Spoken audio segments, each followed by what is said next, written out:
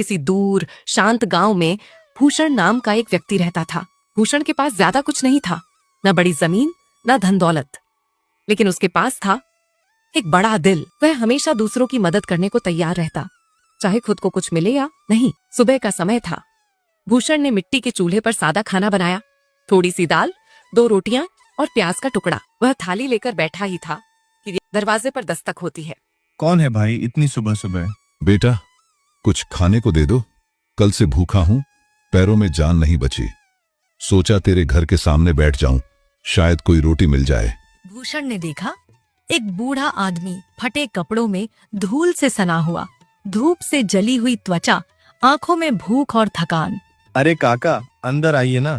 देखिए, मैंने अभी अभी खाना बनाया है। आइए बैठिए, साथ में खा लेते हैं। नहीं बेटा, तू खुद खा ले। इतना थोड़ा सा खाना है, मैं खा लूंगा तो तू भूखा रह जाएगा। अरे चिंता मत कीजिए काका, मैंने रात को थोड़ा खा लिया था।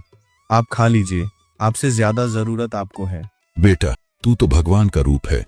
आज के जमाने में कोई इतना बड़ा दिल कहाँ रखता है। भूषण हंसकर कहता है, अगर भगवान रूप में आता तो वो भी भूखे को खाना ही खिलाता काका। अब जल्दी खा लीजिए, ठंडा हो जाएगा। भिखारी कांपते हाथों से थाली उठाता है।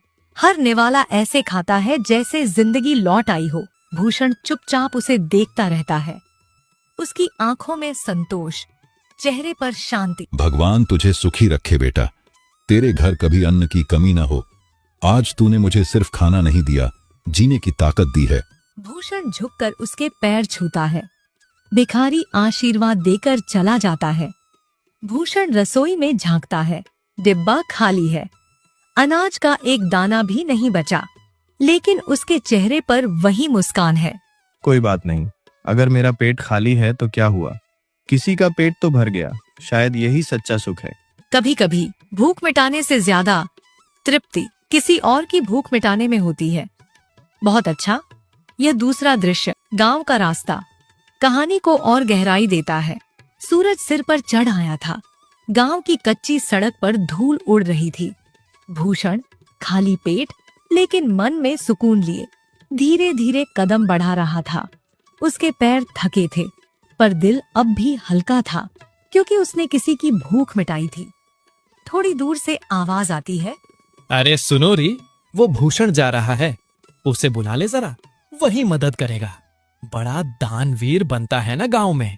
इतना भी बुरा मत बोलो मदन, वो तो अच्छा आदमी है, सबकी मदद करता है। अरे पगली, यही तो फायदा है। ऐसे लोगों से काम निकलवाना आसान होता है। भूषण पास आता है। पीठ पर कपड़ा बंधा है, चेहरा पसीने से भीगा हुआ, पर होंठों पर अब भी मुस्कान है। अरे मदन भाई, क्या हाल है? लगता है बहुत सारा अनाज काटा है आज। हाँ भूषण, खेत में बोरियां भरी पड़ी हैं, बस घर तक ले जानी हैं, पर अकेले से नहीं हो रहा।